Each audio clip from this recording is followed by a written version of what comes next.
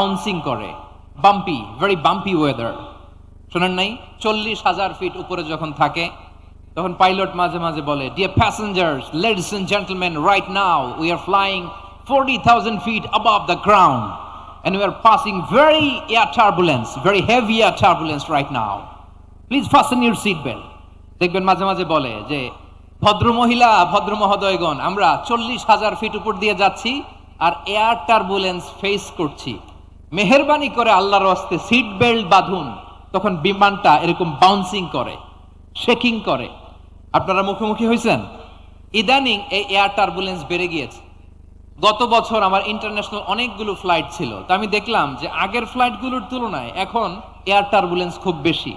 আমি একটু রিসার্চ করে দেখলাম, ক্লাইমেট চেঞ্জের কারণে, জলবায়ু পরিবর্তনের কারণে আকাশের বাতাসের মুভমেন্টে পরিবর্তন হয়েছে, ফলে এখন বিমান শেকিং করে বেশি, বাউন্সিং, বাম্পি ওয়েদার।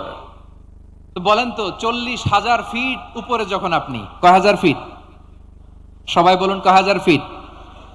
40,000 ফিট উপরে যখন আপনি, তখন যখন বিমানটা এরকম বাউন্সিং করে, সবাই যখন ভমিটিং করে বিমান নষ্ট করে দেয়, বমি করে, তখন বাঁচানোর কে আছে আল্লাহ ছাড়া?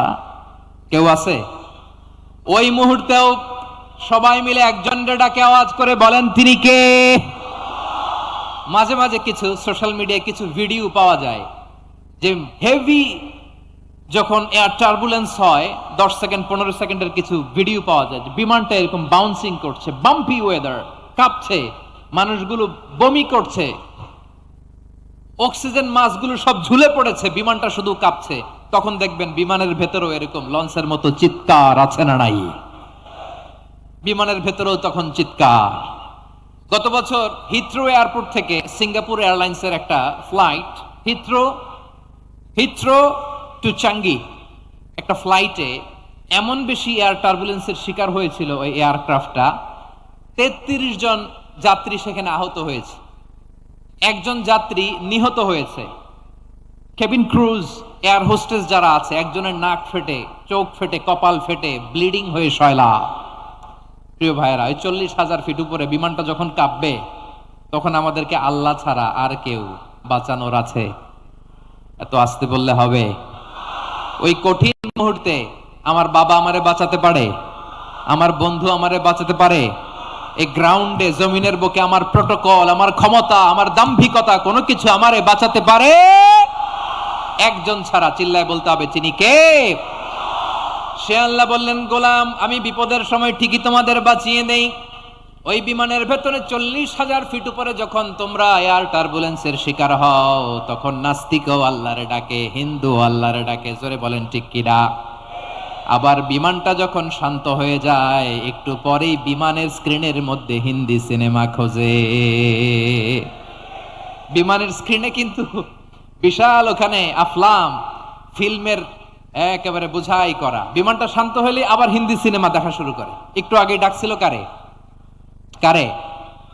দেখবেন বাংলাদেশে আমাদের ক্রিকেটাররা যখন অন্য কোনো দেশের সাথে খেলে, অনেক সময় এমন হয়, বল বাকি একটা, রান দরকার 6টা। বল বাকি কয়টা? পটুয়াখালী বুঝে নাই বোধহয়।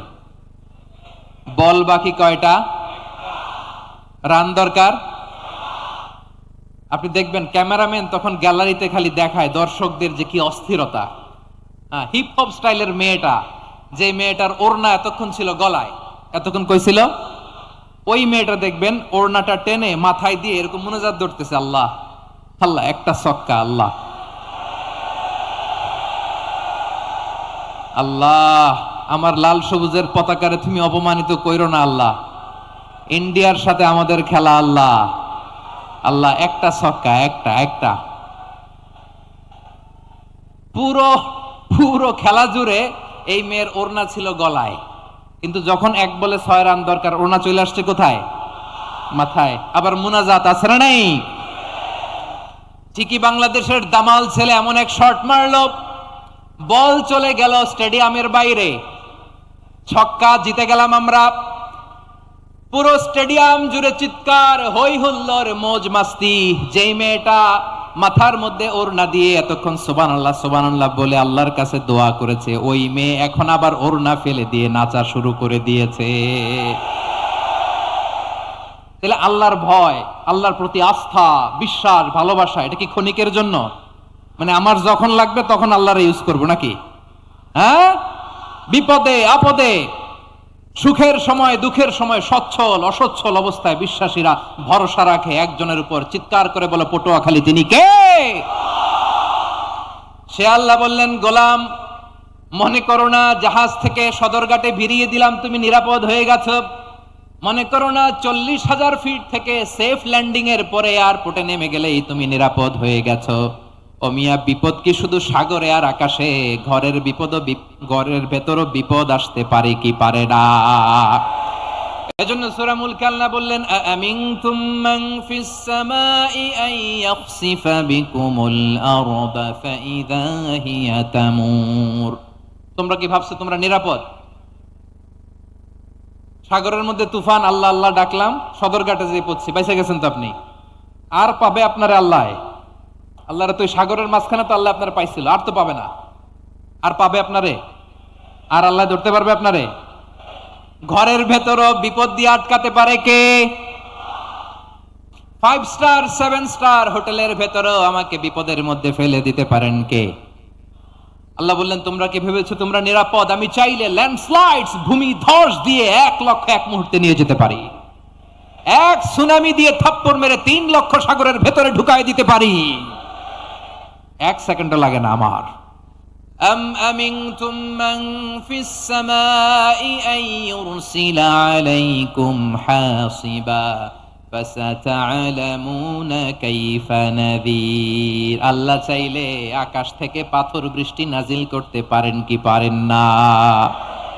এই মুহূর্তে এখানে ভূমিকম্প দিতে পারেন কি পারেন না? আচ্ছা, ভূমিকম্প যখন হয় আমাদের কারো হুঁশ থাকে? আপনি মনে করছেন আমরা সাধারণ মানুষ, আমরা দৌড় দেই, আর প্রেসিডেন্ট প্রধানমন্ত্রী ওনারা বুঝি খাটে শুয়ে থাকে? কথা বুঝে নাই বোধহয়। ভূমিকম্প, আর্থকোয়েক যদি হয়, বাঁচার জন্য আমরা কি করি? হয় খাটের তলায়, ডাইনিং টেবিলের নিচে, উপরে শক্ত কিছু আছে এটার নিচে, অথবা ঘর থুইয়া দেও দৌড়। তো প্রধানমন্ত্রী উনি কি করে? প্রেসিডেন্ট উনি কি করে? হ্যাঁ, উনি খাটের মধ্যে যে শুয়ে থাকে নাকি?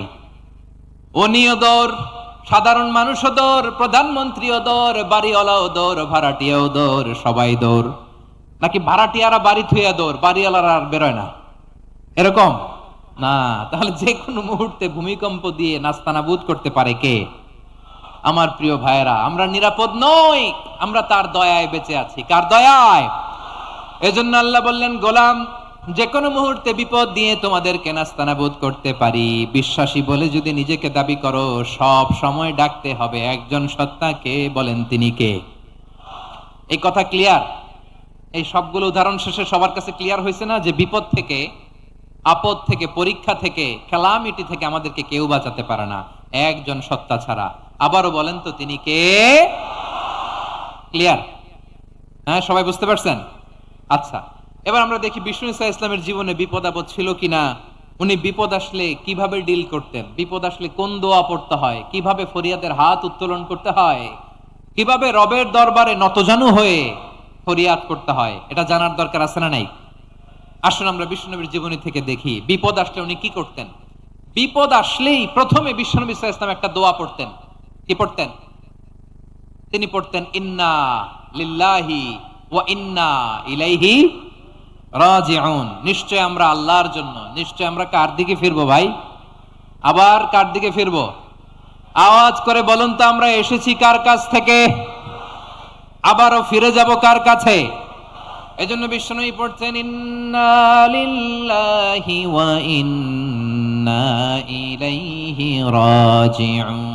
নিশ্চয় আল্লাহর জন্য, ওই আল্লাহর দিকেই আমরা ফিরে যাব।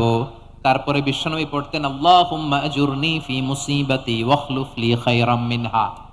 একসাথে প্রথমে পড়তেন ইন্না লিল্লাহি ওয়া ইন্না ইলাইহি রাজিউন, তারপর পরই পড়তেন আল্লাহুম্মা আজুরনি ফি মুসিবাতি ওয়াখলুফ লি খায়রাম মিনহা। মানে আল্লাহ, এই যে আমি বিপদে ধৈর্য ধারণ করলাম, এটার সব তুমি আমারে দাও, আর যেটা হারালাম এর চেয়ে ভালো কিছু দিয়ে মেকআপ করে দিও, ভালো কিছু দিয়ে বদল করে দিও। সুবহানাল্লাহ পড়েন। তাহলে বিপদ আসলে আমরা কি পড়ব? কথা বলেন। এই যে আমি শুয়েছিলাম, নাশিদ গাচ্ছিল ওরা, এদেশে পরস্পরে দেখা হলে দেয় সালাম, এদেশে আমজনতার হৃদয় জুড়ে পাক কালাম, এদেশে বিপদ এলে সর্বজনে সর্বক্ষণে দোয়া পড়ে ইন্না লিল্লাহ। কি পড়ে? সুবহানাল্লাহ সুবহানাল্লাহ সুবহানাল্লাহ সুবহানাল্লাহ। এদেশে আজান শুনে সূর্য ওঠে শহর গ্রামে, এদেশে আজান শুনে সূর্য ডুবে সন্ধ্যা নামে, এদেশে সকল কাজে সবাই বলে বিসমিল্লাহ, এদেশে ভালো কিছু দেখে শুনে হাসি মুখে সবাই বলে মাশা আল্লাহ। সুবহানাল্লাহ পড়ে। তাহলে বিপদ এলে আমরা কি পড়ি? কথা বুঝলে সবাই উত্তর দিতে হবে। বিপদ এলে কি পড়ি? তাহলে বিপদ এলেই আমরা এখন থেকে ইন্না লিল্লাহ পড়বো, নাকি হাই হুতাশ করবেন? একদল আছে হাই হুতাশ করে, হায় আল্লাহ রে মোর কি হইল রে, মুই কি হরমু রে, মুই কমবে জামু রে, আছে না নাই? এরকম বিলাপ করতে নিষেধ